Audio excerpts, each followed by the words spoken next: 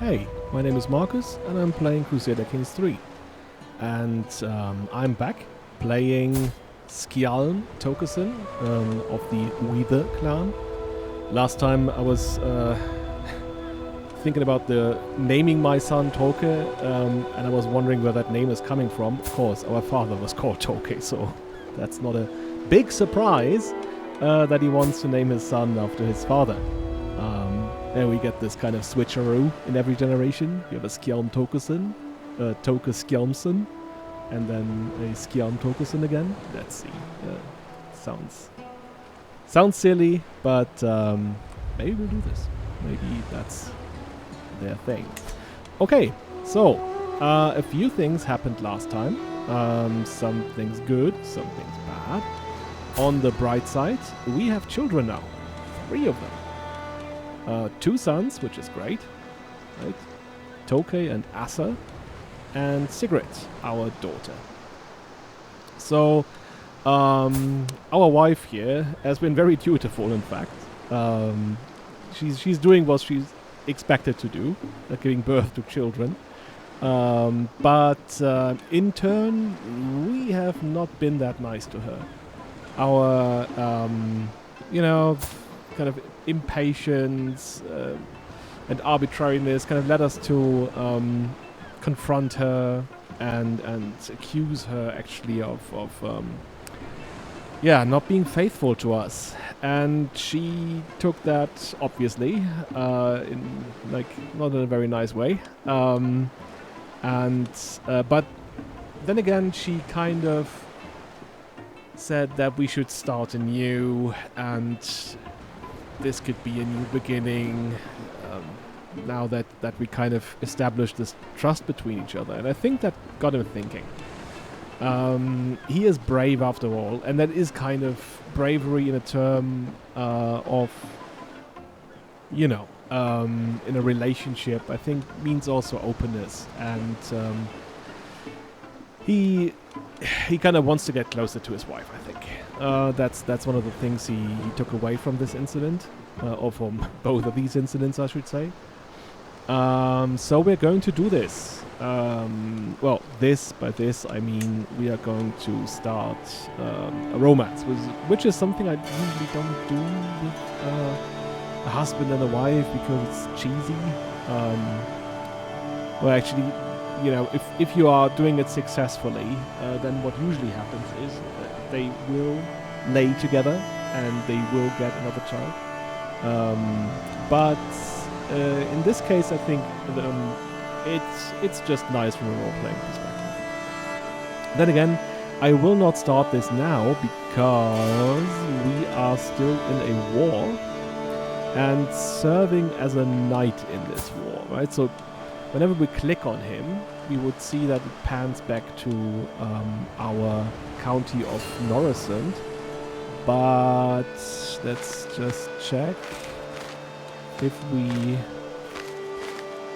go in here, then we would see that we are actually... there we go. We would see that we are actually a knight in this army down here. The best one, actually. I've thought about this, and I think while on the one hand it's somewhat authentic, but on the other hand it kind of takes away some of my agency. So if our king decides to constantly be at war, we'll just be shipped around by other guys and fight as a knight. So I think that's not, while it may be historically accurate, again, it takes away from my agency, and it's not that fun in the end. So I'll try to get around this. I have actually installed another mod.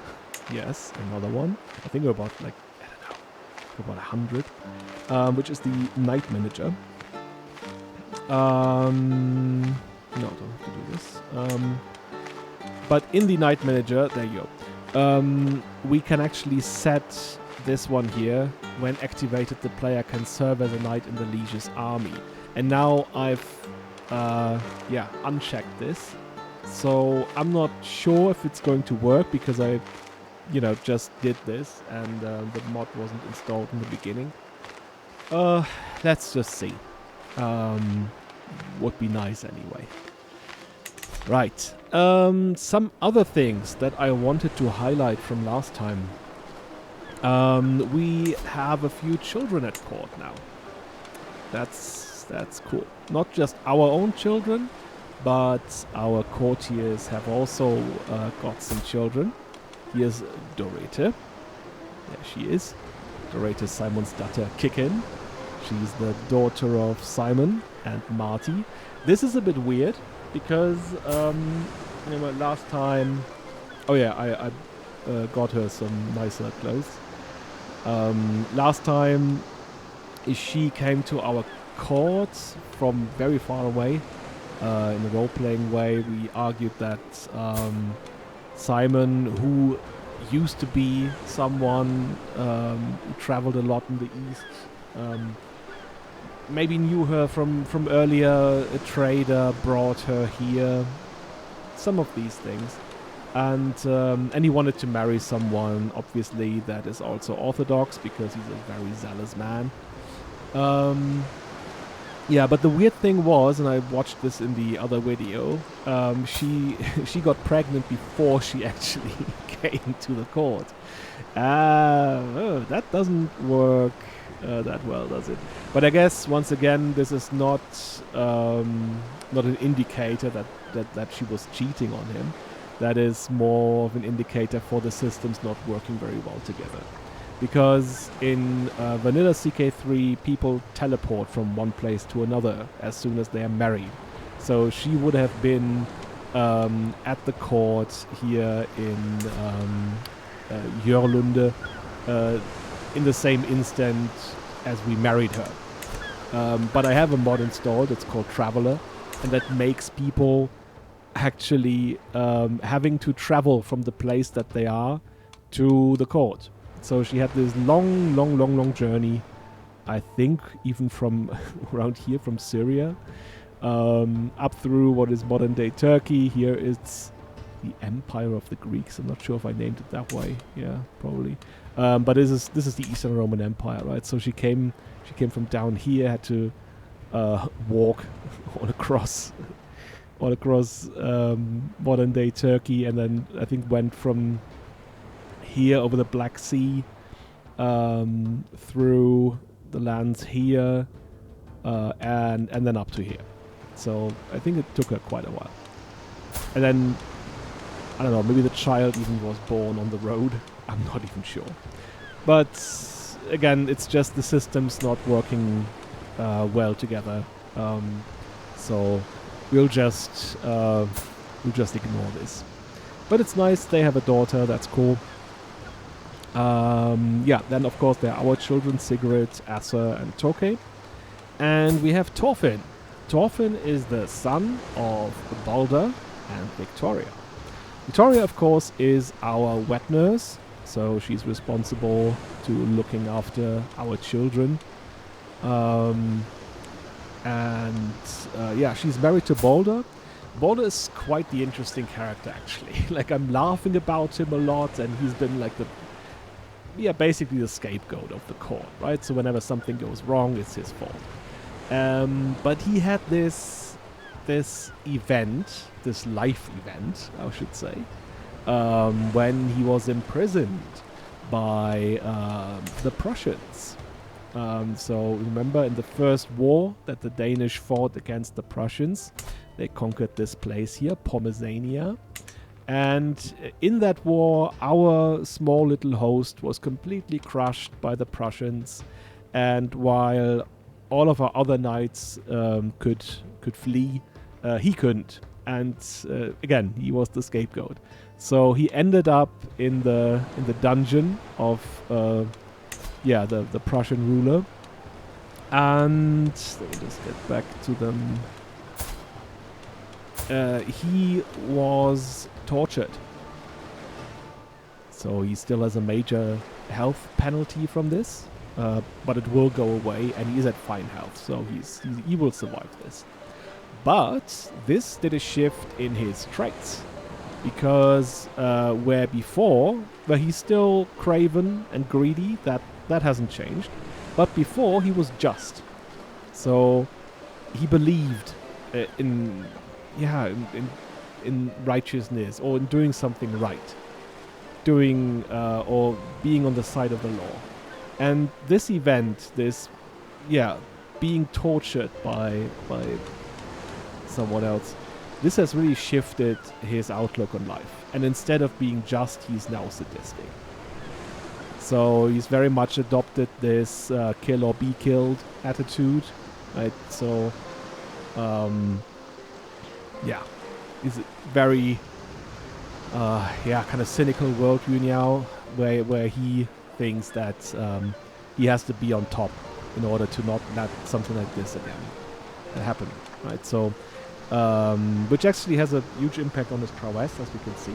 Sadistic gives him +4. He's actually the best knight that we have now at our court, or the best Huskar, right? I named it. Knight is not actually accurate. So he's our Huskar, and he's actually doing a very good job at this now, despite being, still a craven. So whatever he does, he's not doing it openly. He's cruel, but he's still, he doesn't like to confront people. He would go behind their back. But again, this is Balder. So interesting development. And that's about it, right? So that's the children that we have at court. Thorfinn, Dorete, and our own children. Then, before I forget it, we have unmarried people at court, and that is Dagmar, our spy master, and a mentor in martial matters, even though she's very bad at it, but we were apparently worse. So she taught us something. And we have Dirk, our, I would say newest knight, but he has been in our court for some years now. Also a very prolific warrior and a good commander, so both things. And he doesn't have a wife. So I would say, let's just do this. They kind of work together. They don't have the same traits, or similar traits, right? She's humble, lustful, and trusting, and he's like impatient, honest, and wrathful. But honest and trusting kind of works, I would say. Also, like lustful and wrathful kind of works. Both are like passionate people, and openly passionate. So I think this kind of works. And the funny thing is, they are both open terrain experts. So I guess they, enjoy doing it in the open. Okay, so we'll give them the chance to marry. So let's do this. So now everyone in our court is happily married, I hope. Interestingly, the marriage between Marty here and Simon, we always get this window that says, I witnessed them and they had no connection at all. That apparently isn't true, because they're friends. Right? So they are friends with each other. And that's cool. That's nice, isn't it? Right? Maybe this really, that reflects the kind of story that we came up with. Right? That she was this maybe former slave, and he remembered her and brought her now back to this court. Anyway, so much about our own affairs at our court. And then we go into the wider picture. And coming back to what's the situation in Denmark? What is the state of Denmark doing? And last time we had this cataclysmic event for this domain, and that was the death of King Svend II. And King Svend II was very diligent when it came to having progeny. In fact, he had 15 children. One of them has actually died. Alright, he was dead from the get-go. Right, we didn't even see him. But he has like 1, 2, 3, 4, 5, 6, 7, 8, 9, 10 sons. And that is, of course, going to create a huge problem. And it immediately will. His fifth son, Svend III, is now king. And since the king's firstborn son, Harald, the Whetstone, he is actually our brother-in-law. He is now one of the mightiest, if not the mightiest person in the realm. Because he has inherited Skjalm, right, so with the seat in Roskilde. He already had Dithmarschen and Schleswig. So he now has 3 counties. Oh yeah, he's way over his limit, by the way. Which doesn't make him that effective. Like, he would lose money now because, yeah, he's inefficient in being the count of all these domains. But anyway, he is very powerful now. Really, really powerful. In contrast to the king, who has his seat now at Hvide, which is a historic town in Denmark that has been around since Viking times. So, yeah, already was a very important place centuries earlier. And this is now the seat of the king. And it is his only domain, this county here. So, while on paper he does have lots of military, as we can see, he has housecarls, Wegman, Bondy and stuff.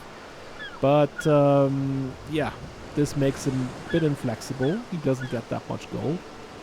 And the other princes are after him. Or some of them, most of them. You can see, okay, here is Prince Eric. Eric is 20. He is ambitious. He has ambitions. But he chooses to not directly let himself led by his ambition, because he wants his younger brother Thorgils on the throne of Denmark. Why, we do not know. That's up to him. He would know with his nice beard here. But that's his scheme.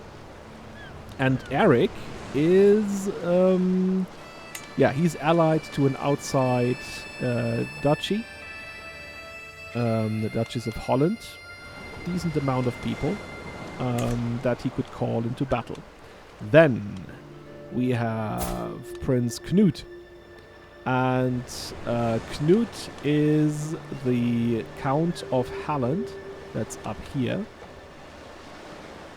And Knut wants the throne for himself. He's probably the one with the least likelihood of succeeding at some point, because he doesn't have allies. His wife is already older, even older than him. Oh, that's our rival, right? Yeah. We really don't like her, right? That's this Ingebjorg character. She's we hate her. Maybe at some. Oh, I can't. Nah. This is not very historical, is it? Challenging a woman to a fight where he comes with his stick to beat her up. I think that's not something he should do. Even if she is likely to agree to this. No. We're not going to do this. But yeah, she's already 41. It's not. Yeah, there's a chance that she won't get any children. And he also doesn't have an alliance through her because her family is not landed. So yeah, he's very much an outsider in this Game of Thrones, I should say. Then we have Prince Benedict, and he is a whole nother character. Well, first of all, he's deceitful, greedy. He wants something, right? And he's working hard for it. And so, yeah, he will do something. And as we can see, not only does he have, well, one county, but he has allies. And this is the most important one. He is allied to his older brother, Harold. And so if he was to, do the civil war, then it's likely that Harold would join him. On the other hand, Benedict is also allied with his other brother, Olaf, the one that we initially voted for to be the next king, but then decided not to because he was rude to us. And he's also a very interesting character. He wants the throne for himself, so there's a kind of clash here, being allied to his brother who also wants the throne. But he only has one county and not a lot of men, but he is actually allied to the King of Norway. And he's in bad health and so on, but he could be then allied to, one of his brothers-in-law, because he is married to a princess of Norway. The most prestigious, actually, all of the children of the former king to have married a princess.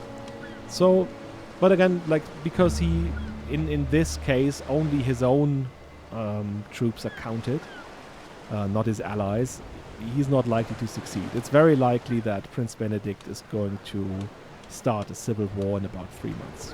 We should prepare for this, but we're coming to this. And then we have another faction. There is Count Asbjørn. And Count Asbjørn is our father-in-law. So he's the father of our wife.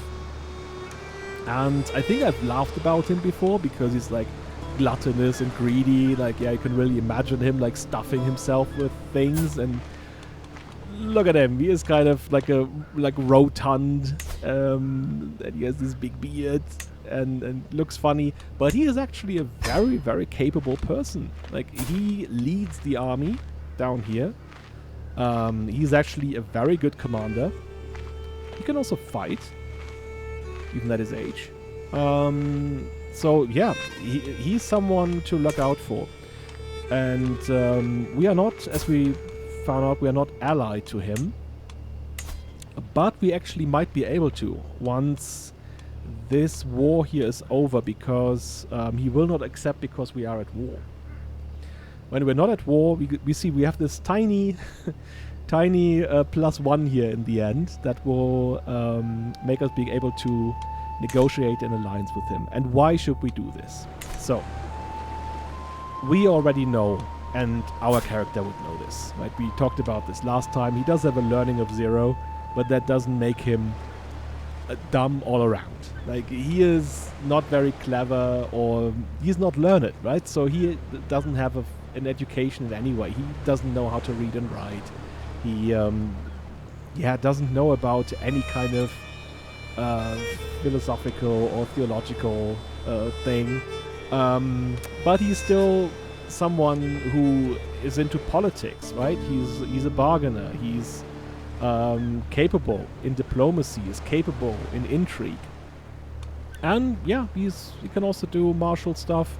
And as we know, he's really a very good fighter. That's his main thing. But he would be clever enough, and of course this is a talk at court as well, that there is going to be this civil war. It will happen at some point. And now we are kind of in the middle of everything. Like, we are in the very middle of Denmark. And that's not going well for us. So it's likely that whatever side we choose when it comes to this civil war, we might end up being besieged, people fighting us, and so on. So it's important to, on the one hand, make sure we have these allies. We're already allied to the Bishop of Skjalm, but I hope we can also be allied to the father-in-law. And on the other hand, and that's why I'm coming back to the money that we have, because we do have some coin, we should invest this in troops. Like last time I was thinking about maybe he would invest this in infrastructure or building something. I think this clashes with his whole mentality. When he wants something, he wants it now. He doesn't think about what could happen, like if he builds this, I don't know, these smithies, and then the soldiers will be better equipped and so on. But that's going to happen in the future. That's going to happen in like 2 or 3 years. He wants things now when he wants them. And the best thing he can do now is recruit men-at-arms. So, what kind of men-at-arms do we recruit? We have several options. Like I said, I think I said this before, but I have a mod installed that kind of gives a bit flavor to these troops, so they don't, when we have Danish footmen in contrast to armored footmen, that is the same, like they have the same stats, but I think the picture that we would have here is different, so it looks more localized. Anyways, okay, there's several options. We could invest into housecarls. They are, yeah, one of the best heavy infantry units that you get in the whole game. But then again, they're also expensive. So once we are, well, first of all, we can only have 1 or 100 at a time now. And their unraised maintenance is already at 0.4. So that's like a quarter of our whole earnings. And their full maintenance is at 1.3. So once we are raising this army, we will be in debt very soon. Combining this with the fact that we would only get 100 men, which still, yeah, I guess, is about like it's 25% more than we have now. I think we can do a little bit better.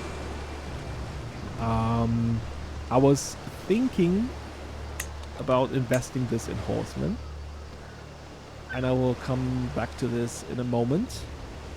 But for now, I would like to invest this in pikemen. Oh no, sorry. I wanted to invest this in Bondi. There we go. I think that I could invest this in pikemen as well. They are stronger. Yeah. But this one here to me seems, yeah, more Danish.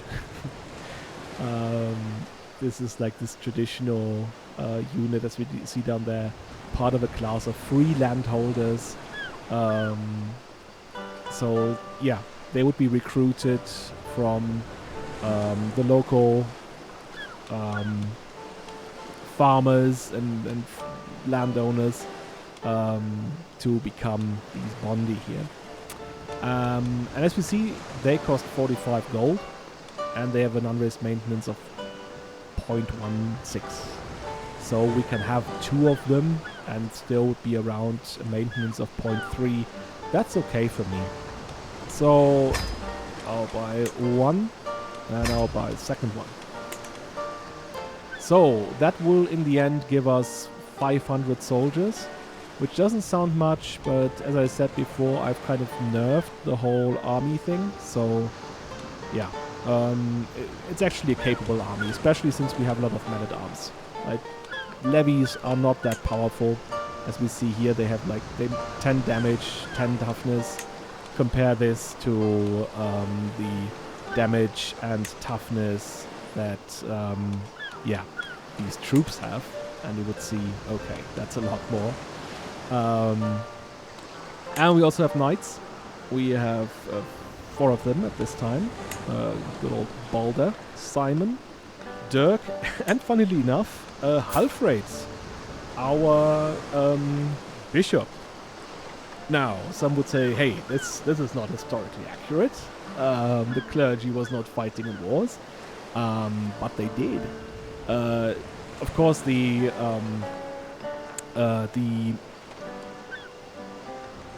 evidence that comes to mind is, or the source that comes to mind is the Tapestry of Bayeux, where we see Odo of Bayeux, the Bishop of Bayeux, who is like the half-brother of William the Conqueror, and he fought in the Battle of Hastings. So, yeah, I think it does make sense in a historic way that a bishop would also fight in a war. Well, if he's so inclined, he is a bleeder, right? This is actually not something that he should do. First time he gets a cut, he's going to bleed out on the battlefield. Maybe we find someone else to go there instead. Well, we do have our brother, but yeah, can't say this often enough. He's useless. Oh, he has become a novice steward. That at least gives him some stewardship. Well done, Orden. Well done. Look at you. Anyway. Right, but that's our current army. So, still. What time is it? How far are we in? Half an hour and I haven't started the game. Oh no, I'm so sorry. So, the next thing that I wanted to do was to finally create an accolade. So the accolade is this kind of specialized knight. So, a knight of distinction. And it's something I would like to give again to someone, to a knight that is kind of someone I'm proud of to have at my court. And I think this would be Dirk, right? He is a noble person, or like he has a noble name, and he actually has a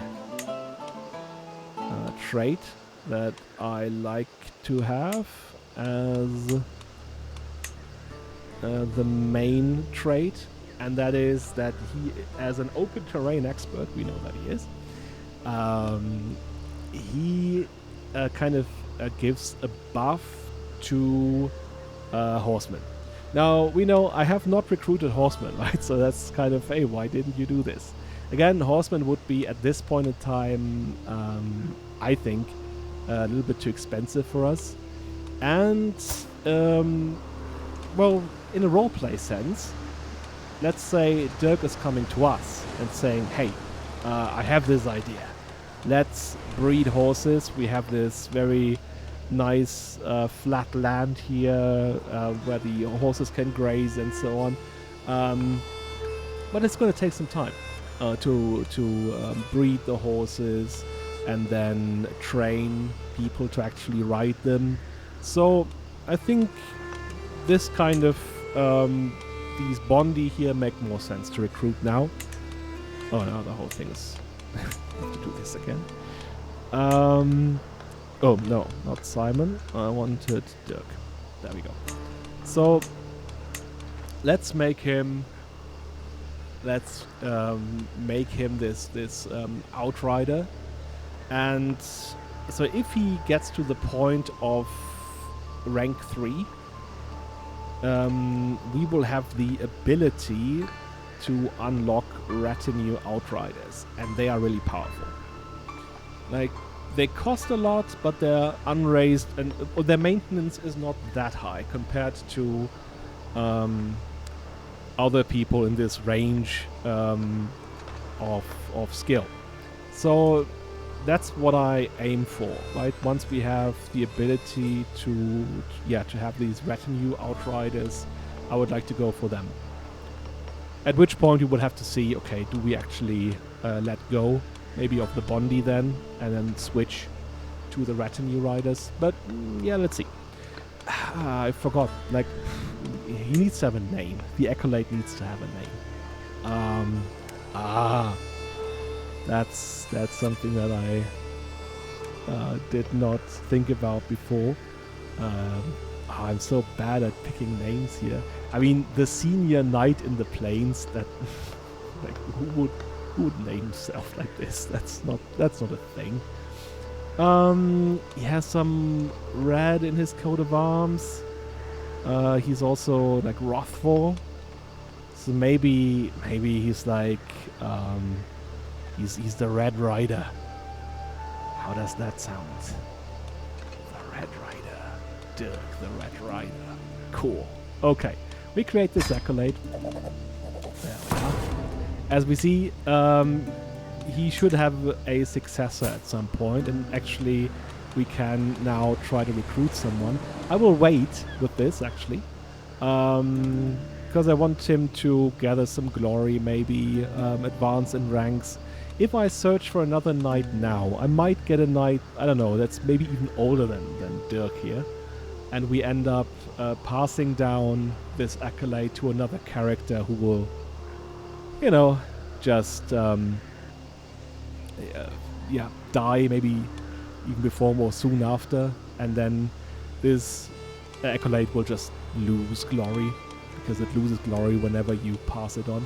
I'll just wait a bit and let him accumulate some glory. Okay, so we still have some money left. That's good. I always like to keep some money in my purse. Was there anything else? Oh yeah, the Red Rider needs a worthy successor. Again, we still don't have a court physician. But I don't see a reason why we should invest in one now. There has not. Like, yeah, we have this one person at court who's wounded, Simon's wife. But yeah, we're still like, hey, it's just a flesh wound. You will, yeah, just go into the open, chill in the sun, and then you will be all right. All right, so let's finally start up the game. So this war here is still ongoing, and that's something that has started, like the high chieftain of Prussia, Milzers.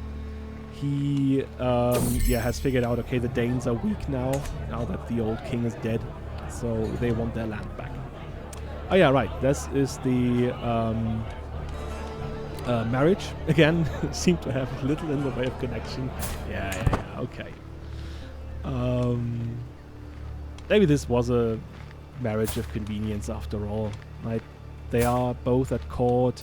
She's a lustful person. You don't want her to you know, be with child when she is not actually married. Right, there we go.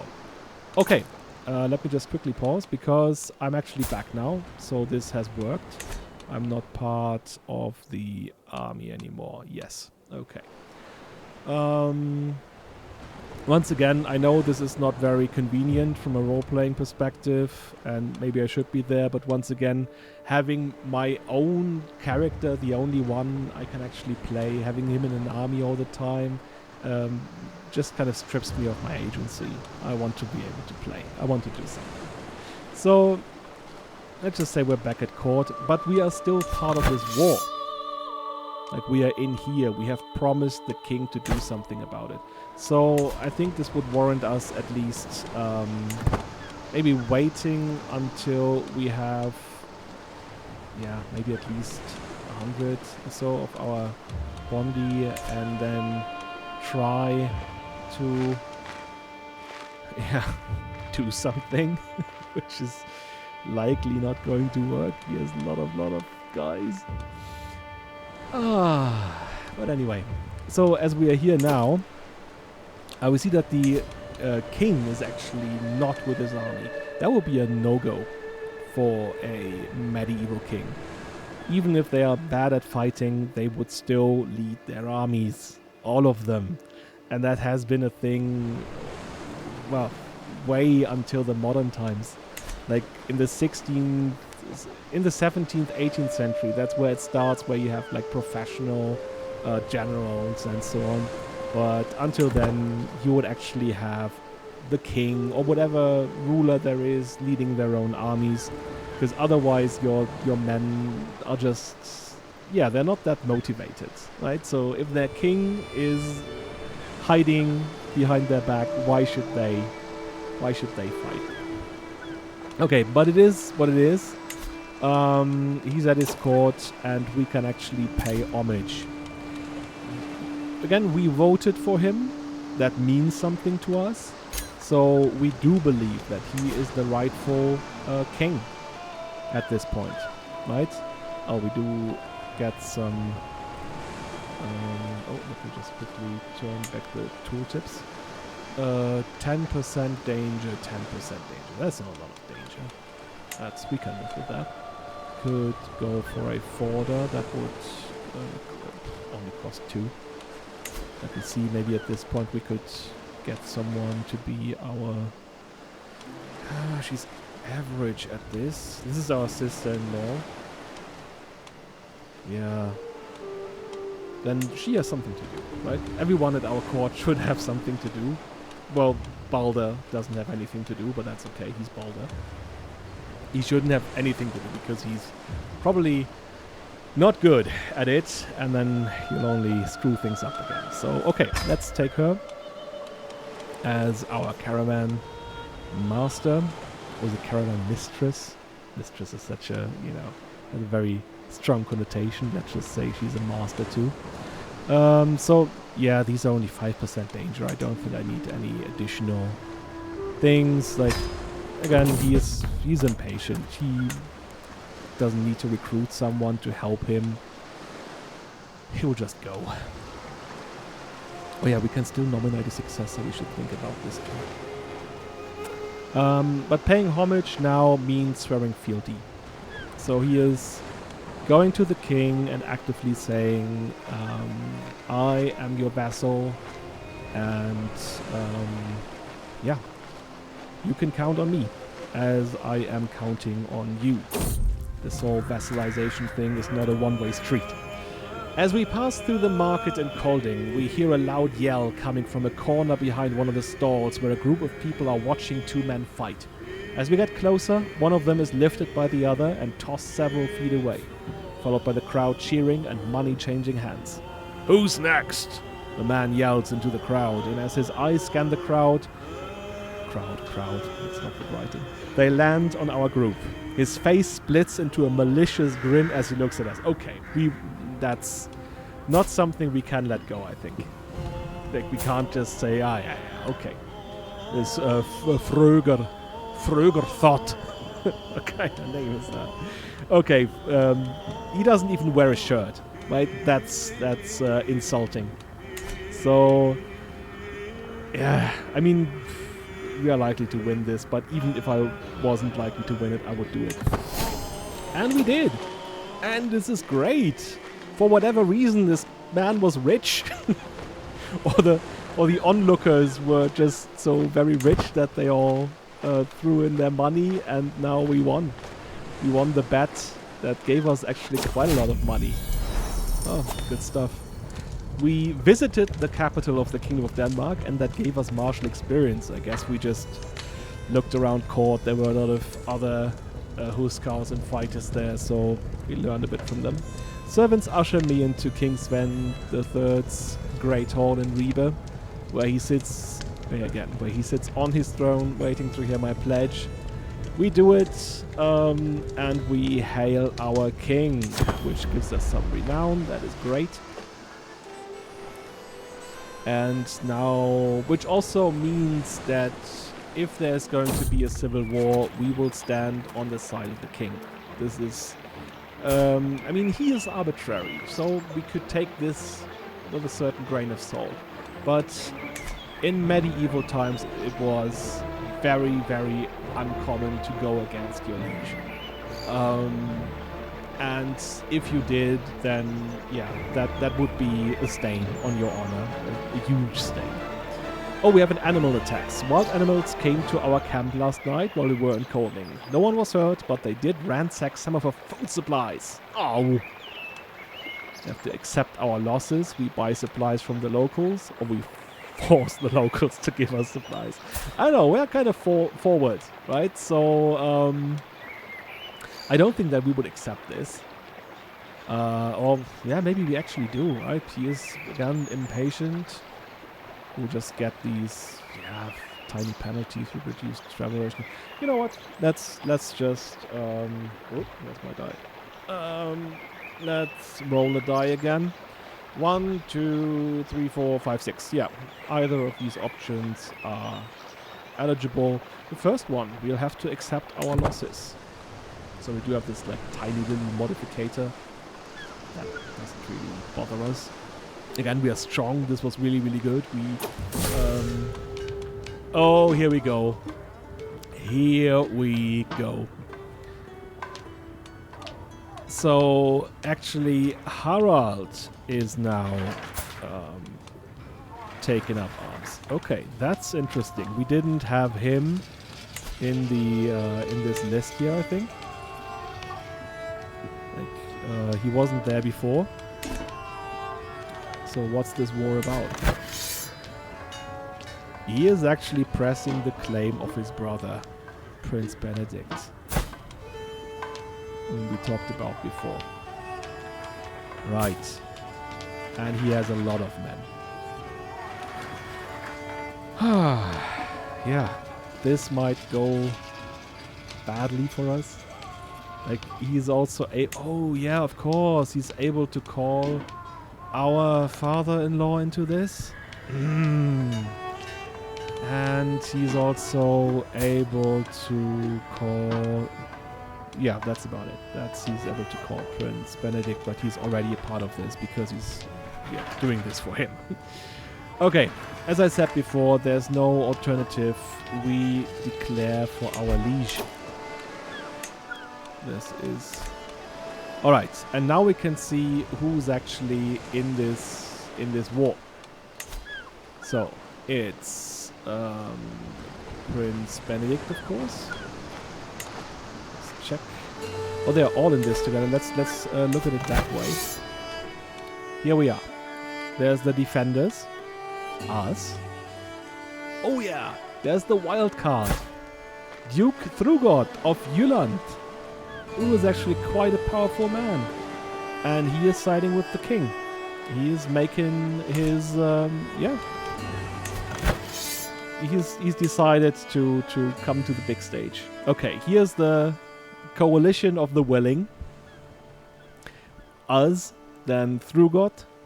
We have Prince Bishop Egin of Skåne. We have Prince Eric. And we have Count Ragnar of Bornholm, right, that guy from this little island here who kind of pissed us off before. And we are going against... Oh. Where are we? Oh, do we have to close this maybe? It might be a little bug thing. But he does have allies, actually. There are 5 of them. Maybe at some point I hope I can see them. So... Can you see this here? Yeah, there we can see it. He is going into war with Count Ernst of Pomerania. He's he's not going to do anything because his lands are occupied. He's out of the picture. Prince Olaf is on his side. Prince Knut is on his side. And our father-in-law is on his side as well. Oh, whoa, whoa. Right. Okay. What do we do? We're going to raise our armies. Oh, I was hoping that we would have more Bondi at this point in time. Well, it is what it is. Oh yeah, I cannot lead the army because I'm traveling. I need to wait until I'm home, and I'm traveling through. Oh yeah, Prince Eric is on our side, is he? So he's not going to, go against us. Let's see.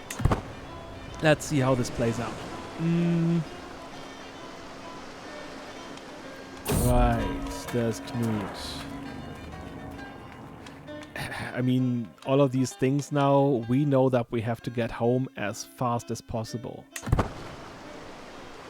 There's no time to lose.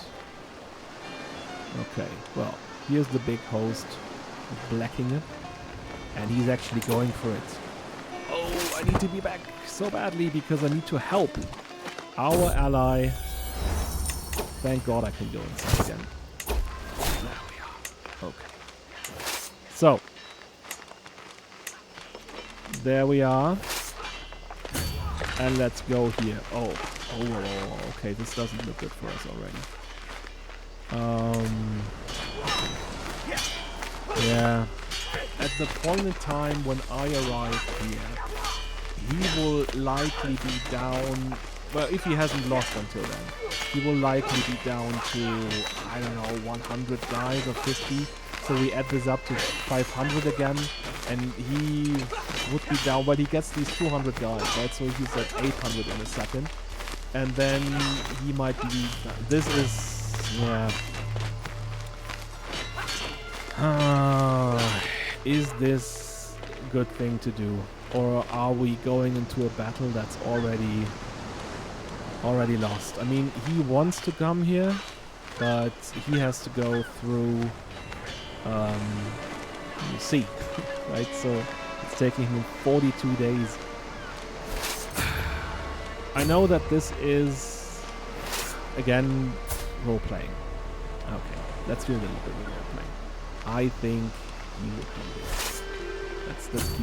Let's take it. Yeah, let's just do it. I think this is something he would do because of his ideals of honor. Right? This, and his impatience, his bravery. He's not going to let this go. Yeah, like I said, right? So we're going into this while the battle is almost over. Now we're taking over. Oh no! Oh no! Simon is dead! Oh no! Good old Simon! Oh. Anyways. Yeah. This is what happens when you but I think it was just consequential. Very consequential. Okay. Right.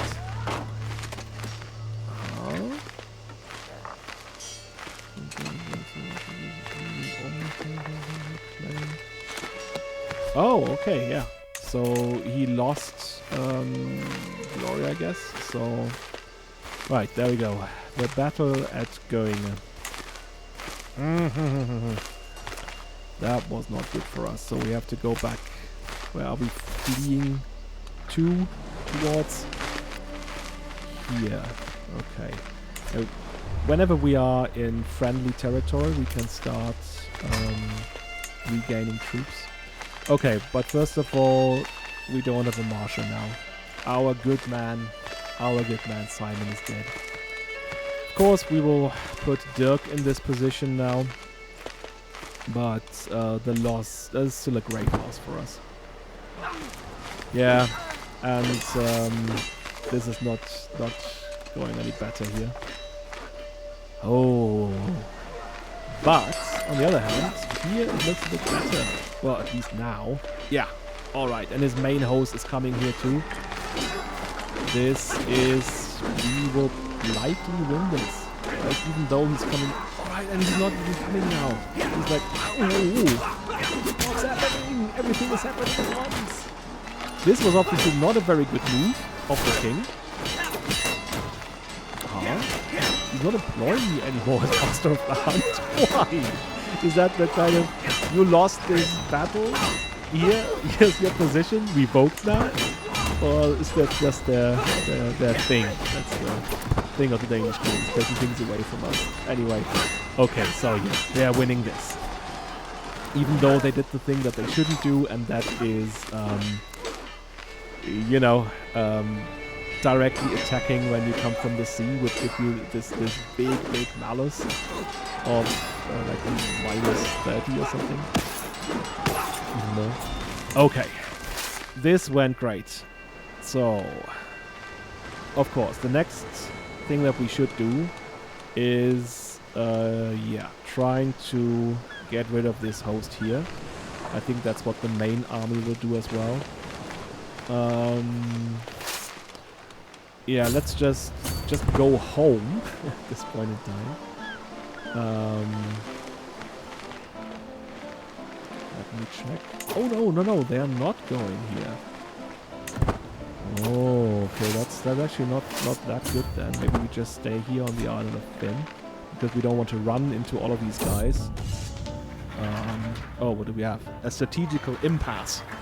I'm sitting around the map table with Dirk and Balder, discussing our strategy for the ongoing war. Dirk bangs his fists on the table and loudly proclaims we should charge the enemy directly and crush them. Yeah, crush them. Right, that's it. Dirk, what's best in life? While Balder nervously mutters about how we should avoid unnecessary engagement. No. That's, Balder. You are. You silly man. Of course, we need to go in the offensive. What does this actually give us? Improved offense. Oh yeah. Well, we get an attacker advantage. That's good. Yes. We will crush them. Crush your enemies. See them driven before you and hear the lamentation of their women. That's what we do. That is our thing. Okay, so they're coming back now. They have realized that they should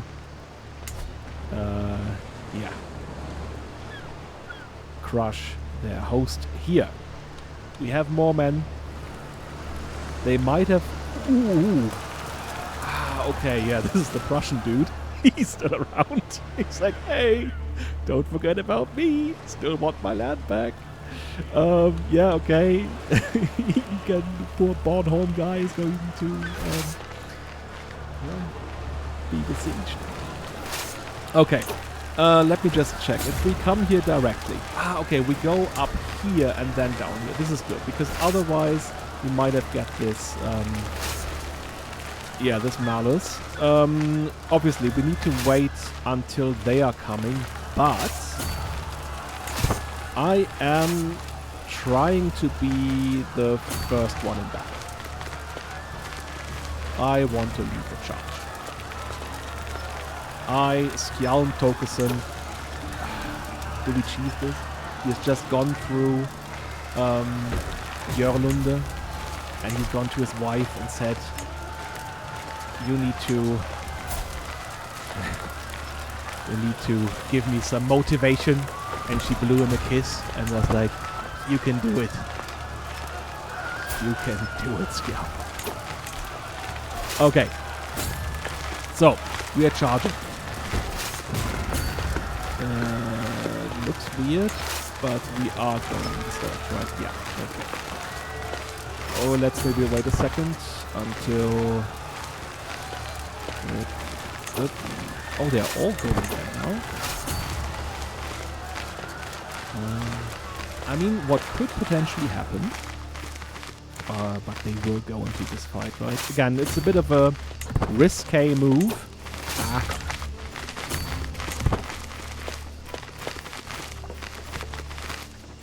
Yeah, but this is going to work. There we go. We are leading the charge. Obviously, we are massively outnumbered at this point in time, but white knights appear. There we go. Now we vastly outnumber them, and we have a battle event. Stood strong in the face of the enemy, my soldiers have fought valiantly so far in the battle of the barony of Goinge, the second battle we should say, but are slowly growing tired as their foes push harder and harder in rage against their demise. After a prolonged period of combat and a strong enemy counter-push, my men are stumbling around, exhausted and in dire need of motivation. Seeing the opportunity to deliver some inspiration, I step up to give my warriors a stirring speech to reinvigorate them and restore their drive to continue battling against a difficult foe. Once I step up, I begin to ponder what I might say, as a few of my soldiers stop fighting to watch me in admiration. Yeah, I think I will address them, right? That's something I will do. I will not just go around. You realize maybe speechcraft isn't your strong suit. No, I think actually that's something that we would do. We go before our soldiers After a summary of the common ground between me and my men and some motivational words about integrity and family, I start to notice a few of my soldiers nodding in agreement as the enemy slowly approaches. Finishing off with a war cry that is echoed by my warriors, I yell to charge at the enemy with my fighters sprinting alongside me. It seems my speech worked. Yes! With me! Charge! Oh, everyone gains an opinion of us! Everyone! And I gain a little prestige. Impressive, soldiers. Right, while we are at battle, someone distinguishes himself, and that is Botolf. Botolf Toft. Botolf Toft is a little dull in the head. But, yeah, he is decent. He is also a capable knight. He's a... Again, why are these guys torturers? What are they doing? Like, why is he doing this? Why is he doing this? He's like generous and lustful and humble. Why would he go around torturing people? Why do you do this? Anyways, okay, let's say... yeah, obviously this event is tied to something else, but for the sake of role-playing, let's say he distinguished himself on the battlefield and he shall serve us. Oh. Uh-oh. We are going into single combat. So we met this knight on the battlefield, or this Huskar of our enemy, who is actually a bishop, suffragan bishop, Ingolf of Vorbas, who is, yeah, part of Prince Olaf's court. And, yeah, we are meeting him in battle. This is actually a fight to the death, by the way. Or at least heavily wounded. So let's hope we win this. For a few brief moments, Ingolf and I pace in lazy half circles, each watching for an opening. I lift my mace, yeah, his mace, his little stick, ready to defend myself while he clutches his spear firmly to hand. Why does he get a spear? And I only have a stick. That's not fair. This fight may only be till first blood. Okay, no, it's actually not a fight to the death. Okay, I stand corrected. But that doesn't ease my nerves. Well, obviously the text is not reflecting what's actually happening, right? So this text is very much designed to be a duel, and this is like in between the fighting on the battlefield. Anyways, okay. I mean, this is what we do, right? Attack first, attack hard. On guard. Right, there we are. Putting all my strength into my first strike, I leap straight for Ingolf, lifting my mace high into a crushing whack that sends him reeling. Yes, his stance is a disaster. I mean, what we should do next is like the... Yeah, this one here. Struck, parry, riposte. There we go. There we go. My mace arm moves fast as lightning and strikes as hard as sundered stone. Blow by blow, I beat my opponent into bloody concussed submission. Yes! Hammering him into the ground with all the fury St. George can lend me. And all that's left is a quivering pile of bleeding man. Oh, God. They beat him to a pulp. I wonder if I've gone too far. He, like, keeps beating him, and one of his knights is coming and saying, hey, it's enough. He's already on the ground. He's not doing anything anymore. You can stop beating him now. Anyway, he's not dead. He is wounded, and he is now our prisoner. I am victorious. Oh, this feels so good. This is so good. After our first loss earlier on, now we are definitely winning. Yes, decisively. And this will go into the history books as our win. We did this. So, yeah. We should take a look at what the Prussia guy is doing, because he might still want to attack us, because he needs some war score still. Then again, he might also be going over here to, or there, or there, or God forbid, to our county to besiege some more. Anyway, okay, we concentrate on this one here, one at a time. They are probably going in this direction, like up here where they're fleeing. They are already going in this direction, which means that they are going to besiege Blackinger. That makes sense. That is the seat of Prince Benedict. He is not there. So if we successfully besiege this, the war would not be over. Because we have no chance of actually imprisoning him. He's not here. Right? So actually the best thing that they could do would be to go back and... well, no, he's also... No, he's not fighting. Oh, that's a... Oh, come back, please. Whoop. Prince Howard imprisoned... Oh. I think I know what happened. Oh, no. Oh, this is stupid. This is very, very stupid. This should not have happened.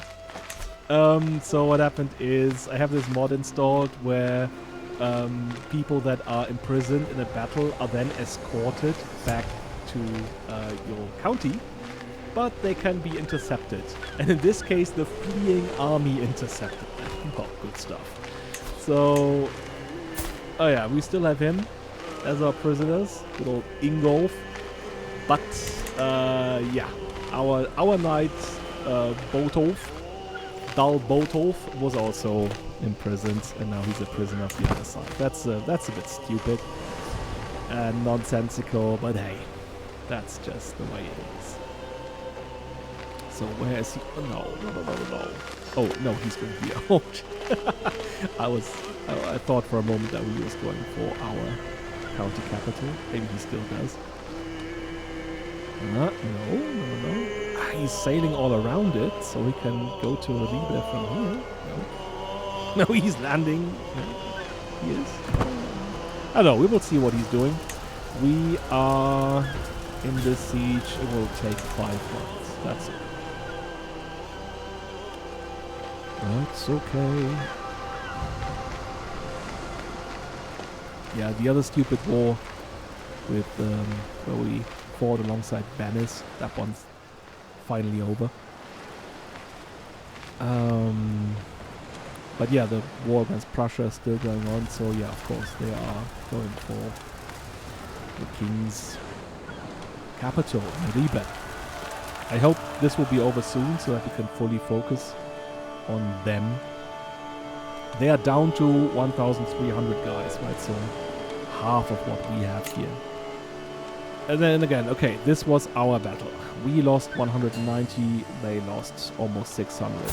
The enemy commander was our father-in-law. Obviously, this creates some difficulties on the next on the next Christmas feast when they're sitting at the same table.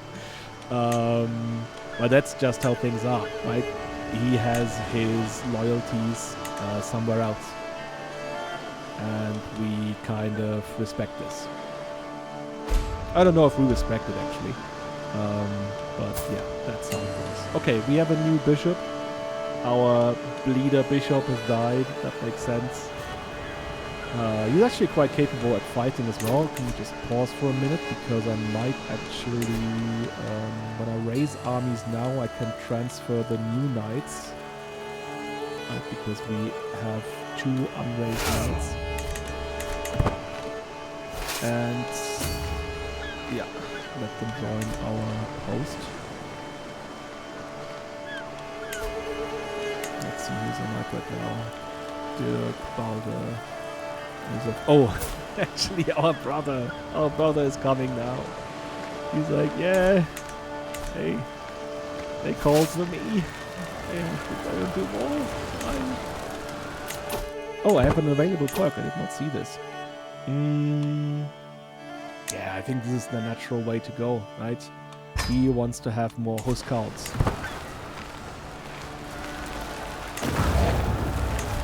And that's powerful because we can have 8 instead of 4. That's huge. Oh yeah, we have to hire anything that is successful. Maybe at this point we'll actually go looking for it. Oh, I'll come back to this. Okay. We're done. Oh, and I was actually the one leading the siege. Hehe. Which means I get the 20 gold from the besieging. Okay, they are going back, and I guess they're going over here. Which should not be that good, because we have to move over the strait, right? There we go, it's a strait. So, and this will give us a malus when we fight them. Then again, I think we should still win this. Since we have... oh! Wait a second. I'm gonna try these. And then I have to manually set this up again. I actually have 28. That's good. Battle that going... oh yeah, that was that one. That was... oh, there was another war in here where Hvide fought against some mayor dude. Okay. I think that was the battle that happened over here. Okay, yeah, they are leading the scene. They are leading the scene. Oh, what happens here? He decided to go back, so we can go around this. What are you doing? And then I will stop, because I'm not going to rush into these guys here. When there's so many of them. This is stupid. Again, the scripts for armies and their control, it's really not well done. And they don't do anything about it. You'll always have these annoying things happening. Okay, so right now we are back at home, and we are doing this because we reinforce our bombing. We want to have a strong army. Alright, now he's up here in Holland. I think actually what we might do, find the army, is go down here. I said before that we respect our father. No, maybe we don't, because he's a traitor. He is a traitor. He sided with the enemy to the crown because our friend, the king, was elected fairly. So, yeah, we are going to besiege his holding in Nykøbing, in the lowland. The lowland. Alright, okay, this war will soon be over. The war against the Prussians, because they are going to win this siege of Warbas. And when they do, the war will be over. Right. Okay, what's happening here? Fort level is too high. Oh yeah, 18 months. Ooh. And why do I have so few men? Did we actually lose men because we walked through enemy territory here? We should have just gone for Roskilde instead. Yeah, that would probably have been better, because he also has like fort level of 4, and this one has a fort level of 3. You know what? We decide that this was a stupid decision. So we go back.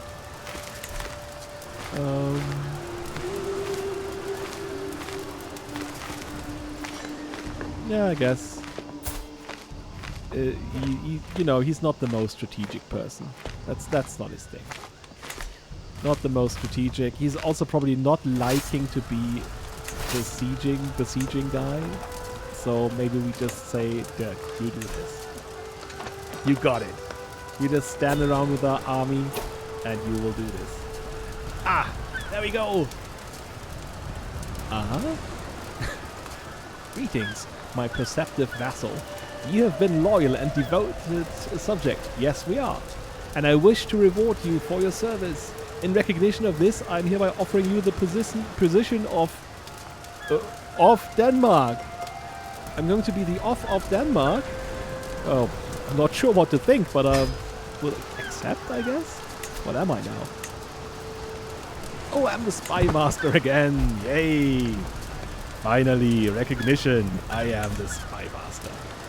There we are. Spy master. Yeah, okay. So we lost against the chieftain of Prussia. The High Chieftain. So Pomezania is back under his control. That much we did expect. Okay, so here he goes. He's going to try, to meet them in battle once again. It's not something that he should do if he was doing this right, because he's going to have this massive malice going into this battle. But I guess he cannot be helped. And he will win this still. Oh no, not that one again. Not that one again. Signe, do you have someone else? I think he has learned. He has learned.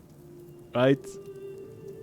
No, she would not do this. She's been so nice to us after we put her under suspicion. Oh look, Asa he can walk. He is 4 and he can already walk. Isn't that great? Asa just took his first step. Wow. I think when he be 12, he will be going to the potty.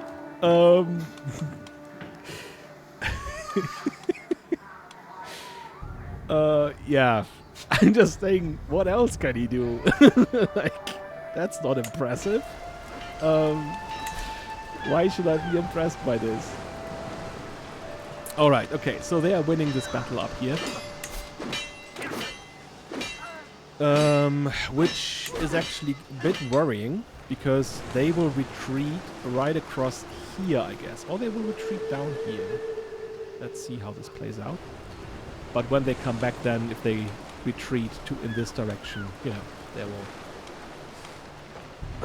oh, no, they're actually retreating in this direction here. That's interesting. Okay. Well, we are besieging Roskilde. We're actually not that bad at it.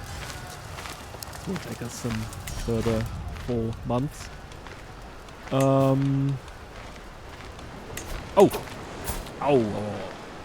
We need to think about this. Our son Toke. He is, old enough so that he could follow someone around. And here's the thing. So, once again, the best thing in terms of how the game plays out is to do this myself. Like, that's the best thing I could do, because then I have full control. Well, at least control to a degree of what traits he's going to get. And I can pass down my traits to him, so it's likely he's going to be brave and so on. While this, of course, would be nice, I think that in a role-playing sense it's not the best thing to do. Because I'm a ruler, you know? I'm a nobleman. I am not the guy who will teach my son how to do things. That's not up to me. So I should find someone else who can train him. And I think, it makes total sense to go for Dirk. He is our marshal now. He's an acclaimed knight. So he should be the one to, show our son through the ropes in his... he's going to have a martial education. That makes total sense, but this would be something that I control, right? I would say, hey, I want my son to focus on martial matters. Makes total sense for my character. Oh, no, this is not it. So, this is going to happen. He will educate our son. Which will also give us a chance to... Maybe our son will be different from us. Like, when you always kind of... you always educate your own sons, they will pretty much have the same... the same traits that you have. So you, in every generation, you play with the same person. Okay, so we should actually look what's happening here. There's 260 men going down here. 260, 130, 130.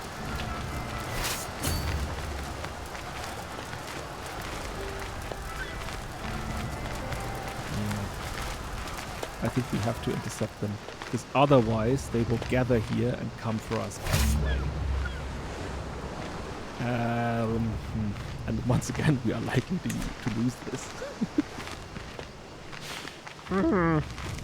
But I guess it cannot be helped. He wants it. He's like, yeah, I'm gonna crush these guys. See them driven before me. Ah, Conan. Anyways, okay, here we go. I want to be the attacker. That's definitely something I want to be. So we do have a slight advantage, but we have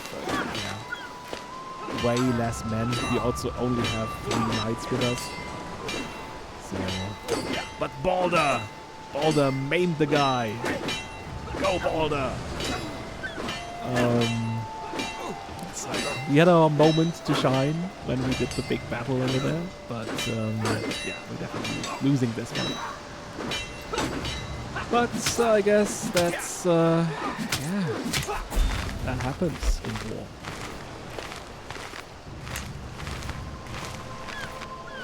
Right, so we're retreating. We're retreating up to arms. Aha, yeah, of course. Of course.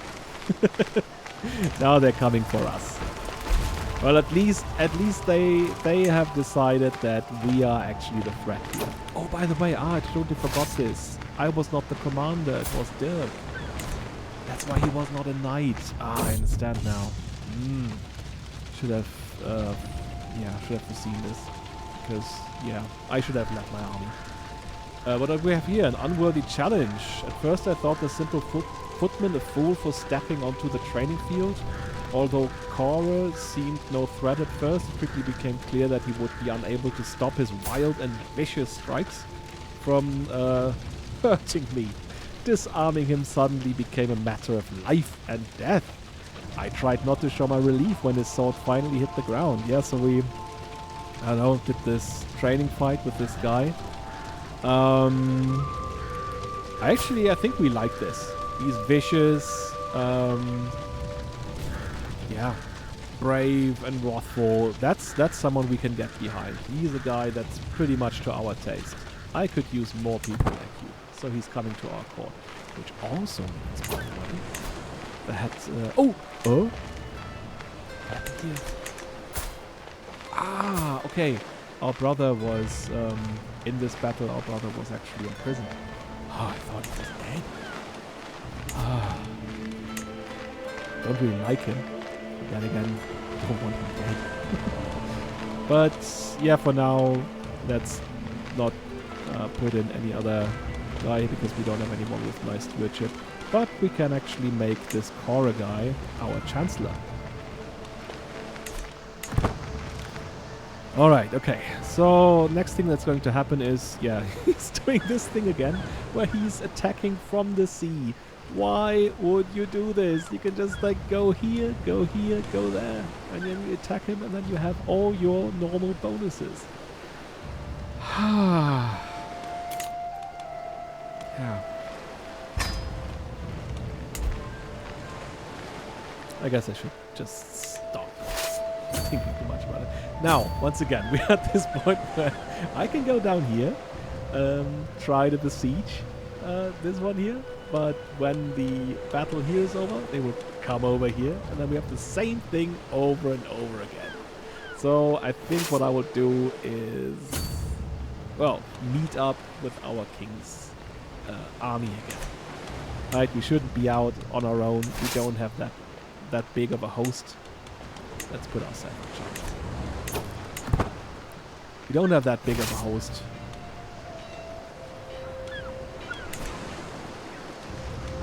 I think I also lost legitimacy when I lost the battle. Fellow vassal taken prisoner, that was Count Anscrew. Okay. Right, see, they're going in this direction. Oh, and I lost men again because I traveled over. Ah, maybe that's why he did that. Because he didn't want to lose 100 people. Oh, anyway. Oh, we have a drunken brawl. The tavern in Noresund is usually the perfect place to forget about the troubles of the world, but tonight is an exception. As ill luck would have it, sitting just one table over from Egino is my rival Ingebjörg. Why? What kind of get-together is this? We are in a war. Like, she's the wife of our enemy in this war. Oh, CK3, you don't make much sense. Anyway, that's just accepted. and of course, we are at a tavern with the Bishop of Scotland, which is sitting at a table, I don't know, drinking. Oh, Ingebjörg rises in turn, and the two are in the process of rather drunkenly squaring up by the time I manage to haul myself to my feet as well. Hit her in the face. Yeah, I think that's okay. If we get the chance to do this, I mean, this is all nonsensical. Let's forget about it in a role-playing way, but all the other options here don't make much sense for this character. You would say, leave her up to me. Oh yeah, look at her. She has a nice chainmail and a helmet. And she has an axe, right? All the other people always bring weapons to these fights, where he brings his trusted stick. Anyway, okay. She stays stock still, seemingly hoping I'll just throw down my mace. That's not how this is going to work. I mean, yeah, this is the better option here, but I think this is the one he does, right? Because this is feinting, and this was something that he does while fighting and when he is attacked, right? She's just standing there doing nothing, so he would just hammer her.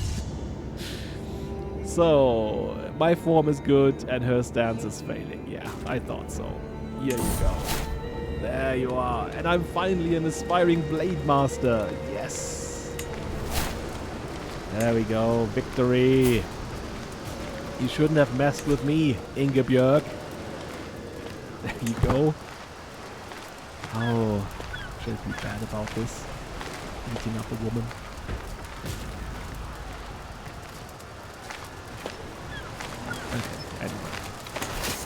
Maybe we actually go back home so that we can get back some of our strength.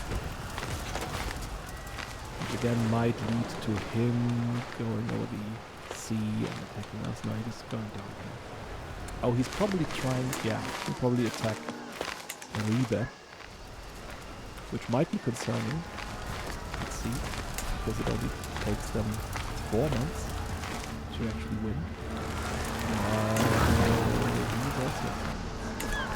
And I mean, yeah, the king is with his army, as he should, right? This is what a ruler does. This is what a rightful ruler does. He fights himself. There we go. Unlike the whetstone, right? More like, I don't know, the wet diaper. Yeah, laughing at my own joke, sorry. Harold the Whetstone. Yeah, he's just at home, snuggling up to his wife while everyone else is out fighting. Boo! Boo, I say. Oh, we actually can do ourselves. Alright, yeah. We're not doing this. Oh, we have a low county control. We should send for Dirk to do something about this, because our county control determines how much tax we get and so on. And this is from all the soldiers running through this. I have the pillage mod active, and this one will lower your control whenever armies run through it, which makes sense. Okay, now he's going for the other army. They will... oh yeah, by the way, I should have gone with him.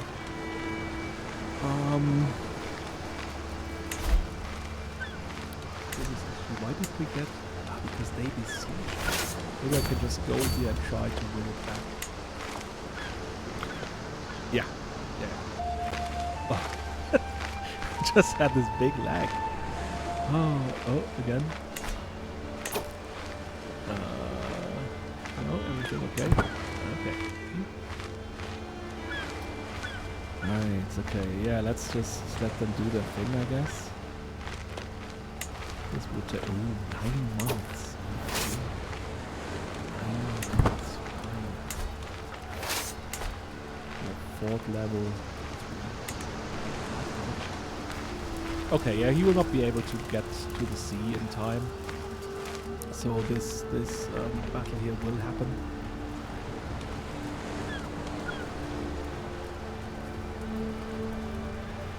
And again, our father-in-law will be on the losing side of history. We're at 57%. Yeah, we don't have that much holdings occupied, but we are on the plus when it comes to battle. Oh, ooh. What do we have down here? The King's Guard of Radbord. Ah, he has actually got himself some...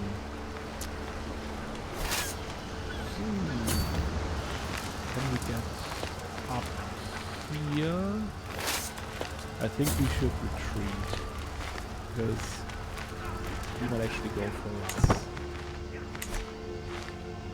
And this is not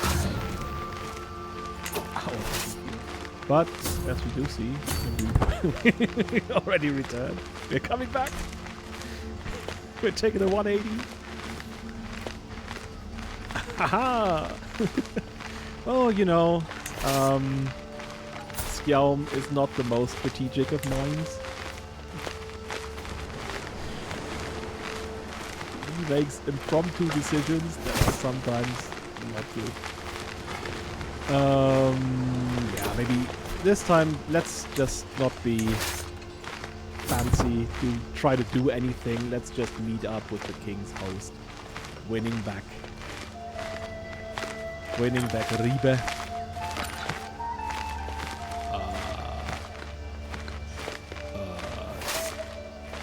Well, actually we're going to fight here.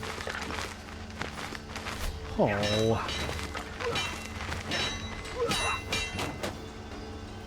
It's good for us, isn't it? The thing was showing that we were like losing battles, but we are winning this. The Battle of Colding. There we are.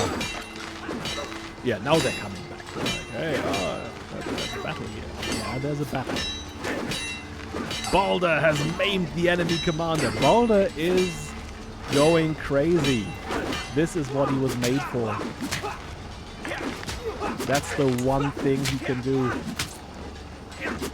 Maiming people. Okay, battle over. That's just, yeah, that's go here.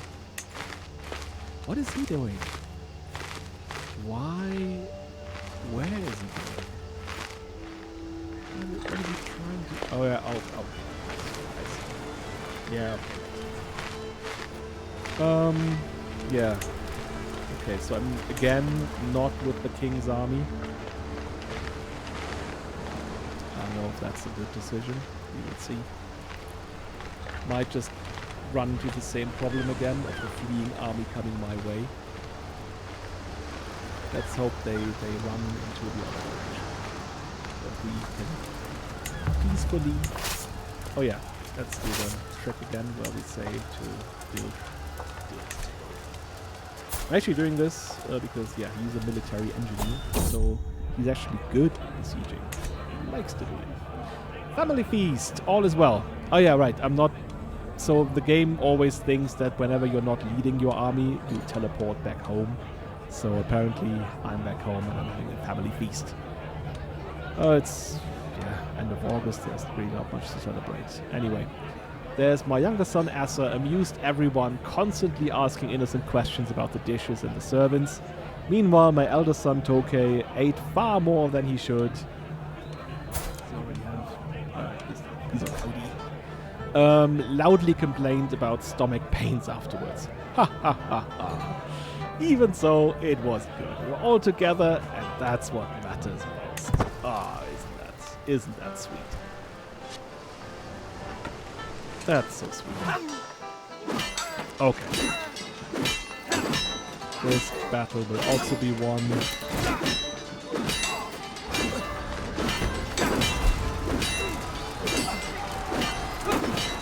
Oh yeah, he cannot do this because we're at 97%. 97. If he's not doing this by winning this battle here, then maybe we are doing this by winning Hvide. Yes, we are at 100%.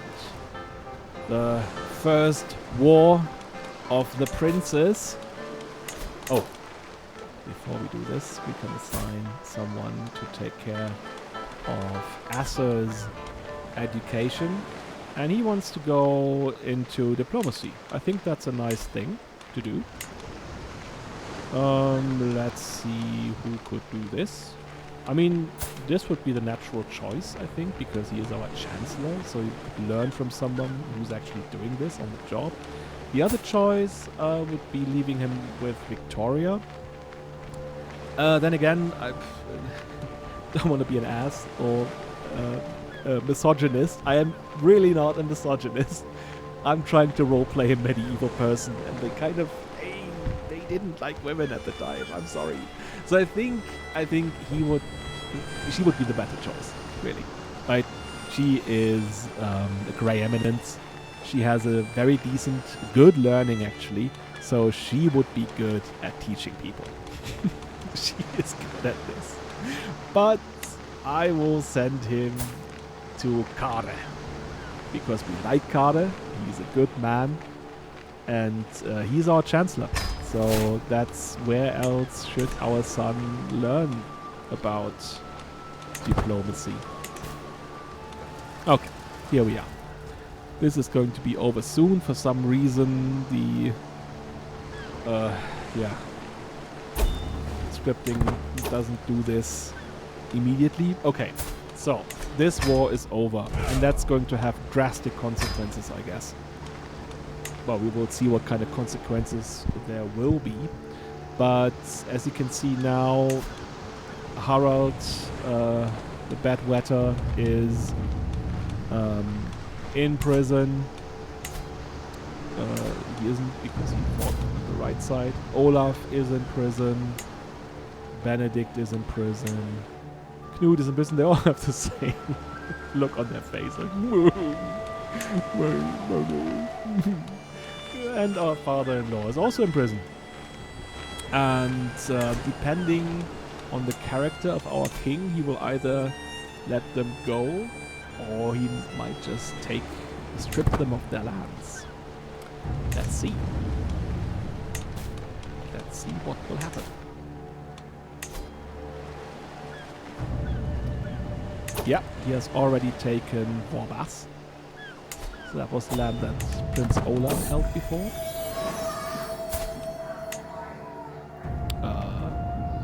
Oh yeah, Toke has lost his first milk tooth. Okay. Father, I lost a tooth. My son proudly presents his toothless smile. What? He loses a tooth and then he has a toothless smile? Anyway. Handing me a pouch with the fallen tooth inside. Is that something that we would keep? I don't see a reason why we would. Do teeth have some kind of... I don't know. Is there some kind of superstition about teeth? I don't know. Well, I could say I don't have time for this. This might actually be something that we would say here. Yeah. This is actually something I would say. I mean, that is not what any of our concern. I'm sorry, but... Alright. So, oh yeah, he still has our brother in his prison while he himself is in prison. Let's see. Could actually speculate that he's going to be stripped of his title as well. That would mean, I think that our brother will be set free automatically. Yeah, you know what? No. I'm not going to pay for this. You are in prison for being a traitor. You should let my brother go.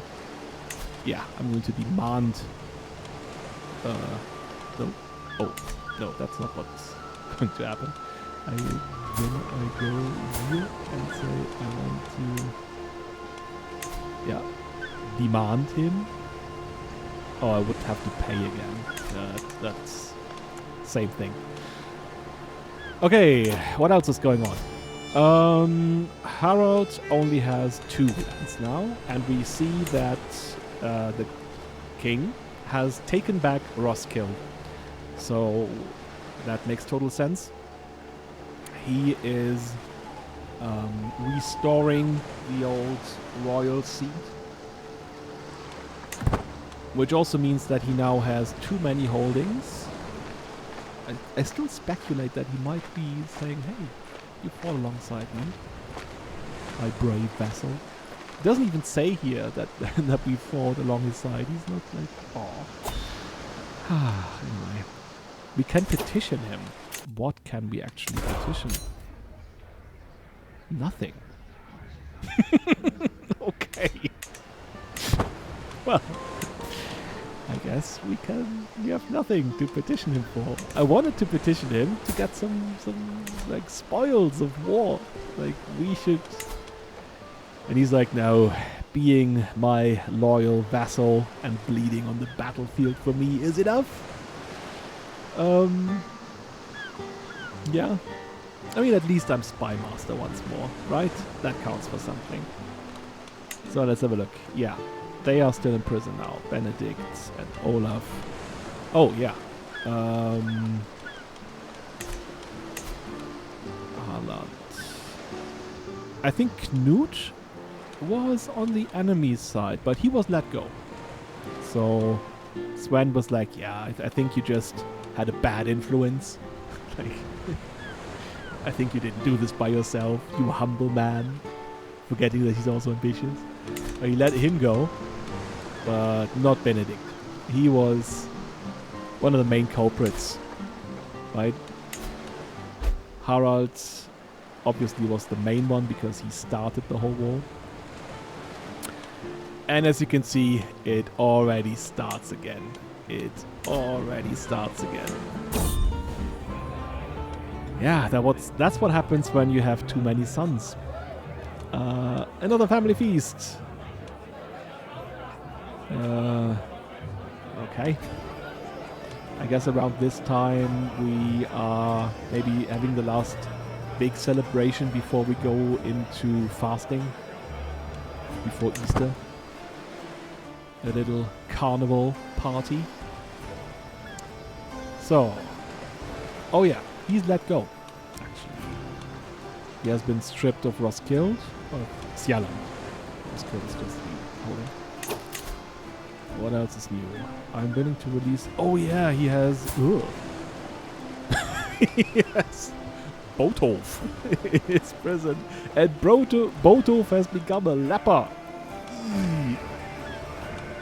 It's like, yeah, you can have it back. I mean, I would contradict myself if I said I don't accept that now. Because last time I said that when we have someone as a housecarl, as a household knight, then again this whole feudal arrangement of vassal and liege, that's a two-way street, right?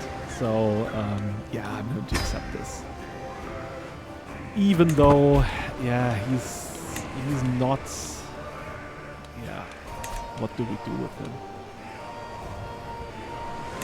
Can challenge him to a fight. Oh yeah, we can actually challenge someone to a fight again. You know what? I will challenge the bedwetter to a fight. Yeah, of course. Of course, he will not accept. Bah. Boo.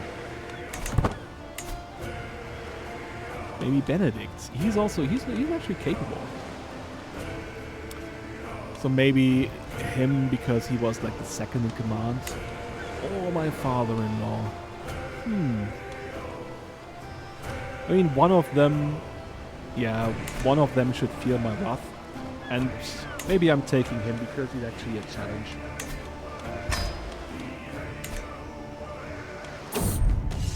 There we are. For a brief For a few brief moments, Prince Benedict and I pace in lazy half circles. It's always the same beginning.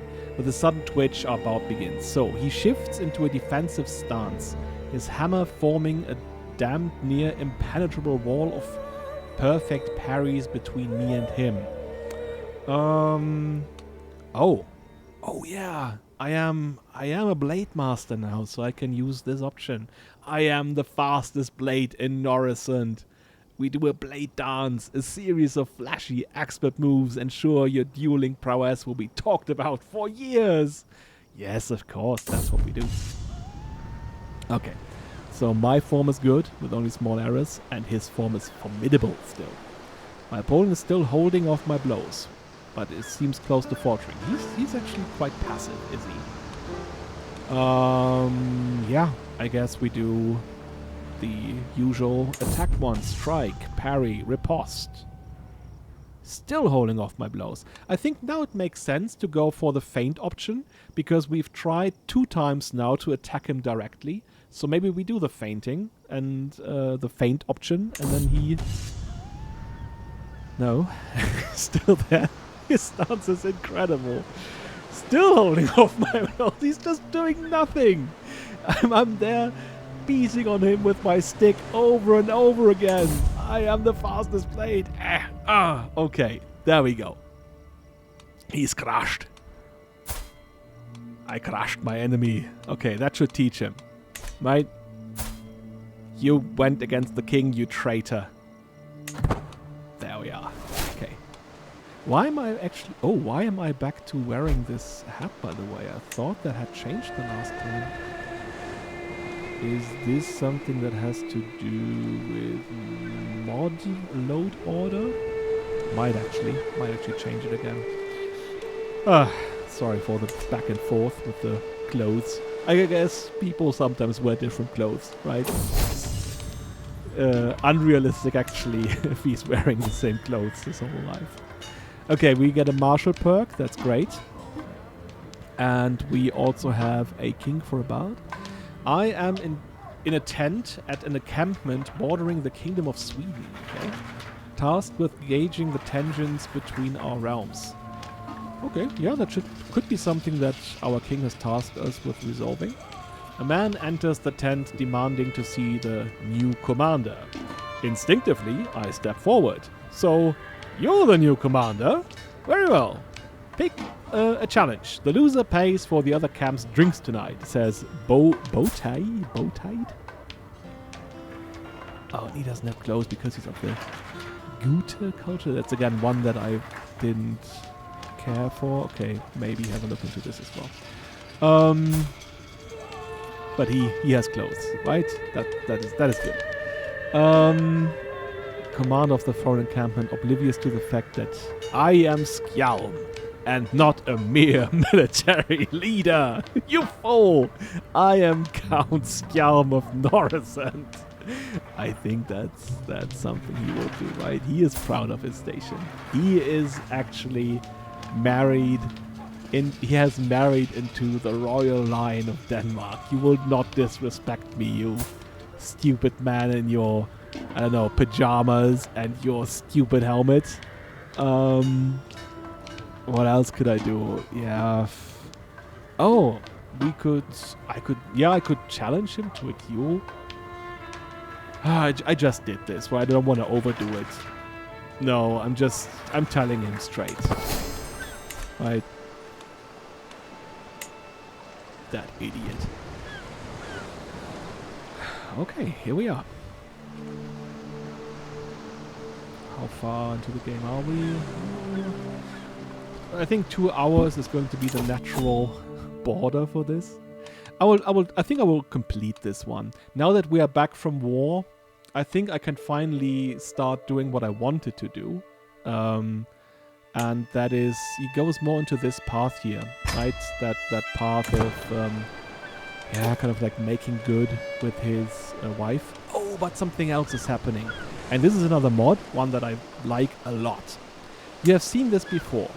King Svend is the king, but he's not wearing a crown. And that is actually a mod that makes sure that you have to be crowned to become a king. mainly so that the Kaiser of the Holy Roman Empire has to go to like Rome to be crowned as the Kaiser.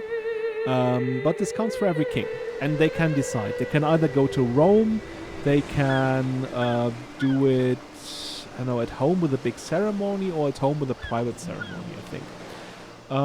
And our king has decided for a, I guess, public ceremony. Oh, we don't have to go now. That will happen in 4 months. I think I know we're impatient. But we can let it go for now. Oh, we still have someone in prison. Ingolf. Oh no. I think he's inconsequential. Right? We can just let him go and say, hey, you are in our books. So if you try anything, we will come after you. But we'll just let him go. He's an old man anyway. And this whole imprisoning thing, right? There were no jails, really, in medieval time, because it just costs money to have people in prison. So why would you do that? You only do this when you hold someone for ransom. And he did not have any money on him, not even a liege anymore. So, yeah, there he goes. Bye-bye, Ingolf.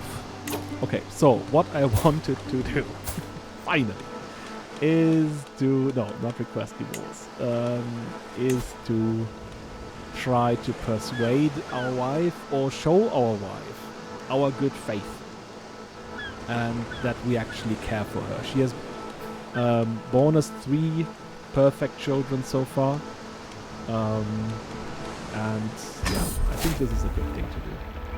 So we declare our love for her, and of course we do that by beating someone to a pulp with our stick. Assistant. See, I did this for you. There we are, you see? My sweetheart is speechless, but clearly flattered. Why else would she be smiling thusly? She's like, oh yes, that's my husband. Always beating up people for no good reason at all. So this is ongoing. This will... Oh, it has a 95% success chance. Wow. They are meant for each other, right? So, that's good. Let's see. Oh yeah, he was also let go from prison. Yeah, I think it makes sense. It makes sense. Even though they are traitors, they are still family. And you don't... you treat family differently. So yeah, maybe, in some cases they would have been banished maybe, or something else, but they are a huge part of this whole realm, right? They own so much land, and stripping them all of their land would have been, something very disruptive. Let's see. Oh, he has made his younger brother now the Count of Vorbas. That also makes sense. Let's see. Takes 50 days. Okay, yeah. We go to the coronation ceremony. This costs us gold now because we have a caravan master. She's just taking this. It's like, give me gold so I can take you there. Alright. There we are. And our troops are actually at full size now. We're at about 500. Yeah, okay, that's our natural limit now. There we are, King Svend III's coronation ceremony. Oh, let's see, we have the King of Sweden, who's ill. He has already been crowned. You see, this is the trait that you get. He was crowned by a bishop. If you are crowned by the Pope, you get more boons. Let's see who else is coming. Of course, Duke Trugot. He's a good man. We like him. He fought alongside the king, as well as our friend, our good friend, the Bishop of Skjalm, who's also a very formidable commander. He has commanded also his own armies. That's something we value. Yeah, our father-in-law is here. I have a complicated relationship with him. We admire his tenacity, I guess. And him being a very good commander. Oh, by the way, we don't need to focus so much on this anymore, because we're not in battle, so we can maybe get back to just the assisting the ruler. Anyway, as I was saying, okay, yeah, of course, everyone is here, right? Harald is here. Oh, he's also ill. Oh, what happens here? Okay. My wife was trying to overtake my realm. Hey, we are about to, you know, make up and be nice to each other now. Why do you do this? Anyway, she will not succeed, obviously, because it takes a very, very long time to become this entrenched regent that kind of takes over control. So we have nothing to fear. Aha. King Svend decided to call for the attention of all his guests before tonight's dinner and spent a great deal of time decanting the virtues of a good king. Sadly, his speech was stale and filled with platitudes, and not many believed in the conviction that he proclaimed to have. Oh. I guess his strength lies elsewhere, right? His strength is on the battlefield. So, what else is happening?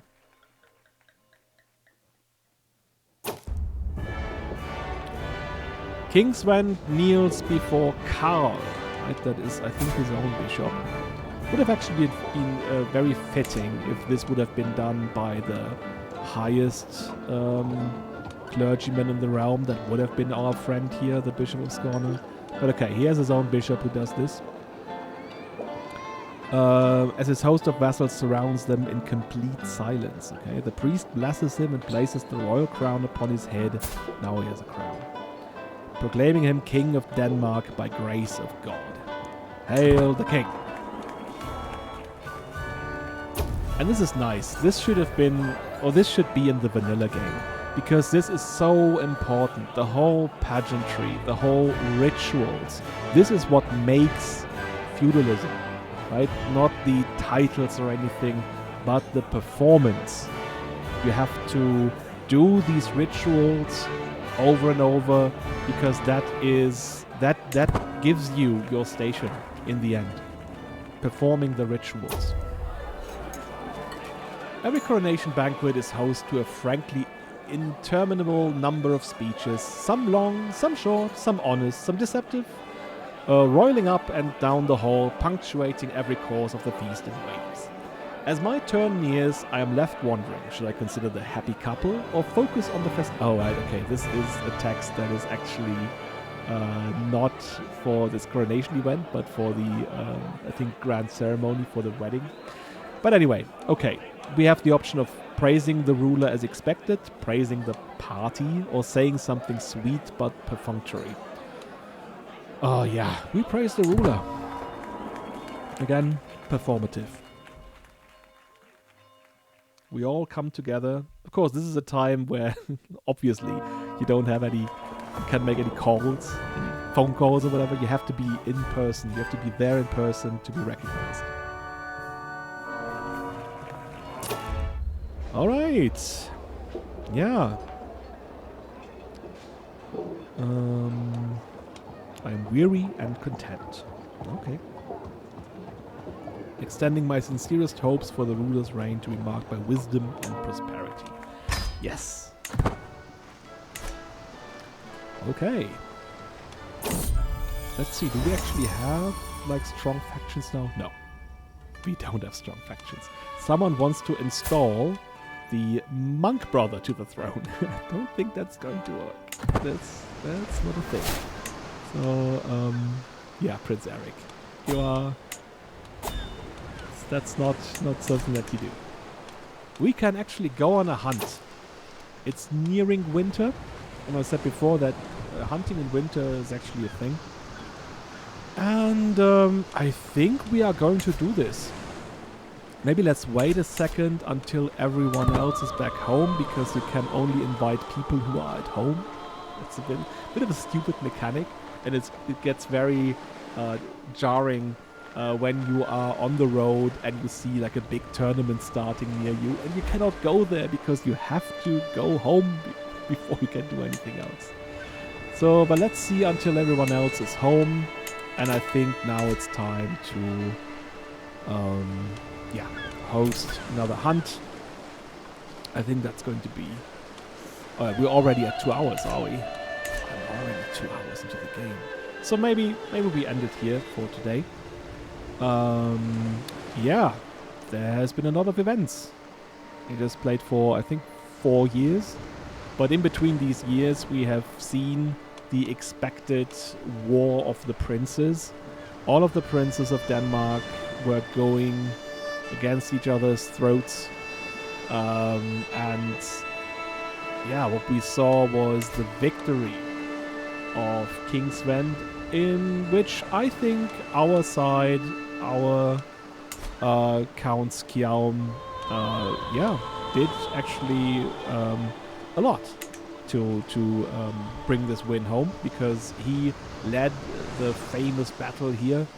Well, he also lost one, but we don't talk about this. He won another one, and that was very important because that was the first time the whole host got together, and he led the army there. And and afterwards he did his best to kind of I guess lure the enemy armies away and sacrificing himself so that the king and his army could shine. Well, yeah. I did a lot of decisions that I wouldn't have made if I was playing as like myself, right? But I'm trying to simulate what Skjalm would have done. And he sometimes does stupid things, or things that are not well thought through, because, again, he's not a thinker when it comes to this. He's not a strategic man at all. He does things, just by feeling. Like, when his belly tells him that he should go, he goes. Alright, yeah. I think that's about it. And next time we're going to start with the Great Hunt. And yeah, until then, cheers. Bye-bye.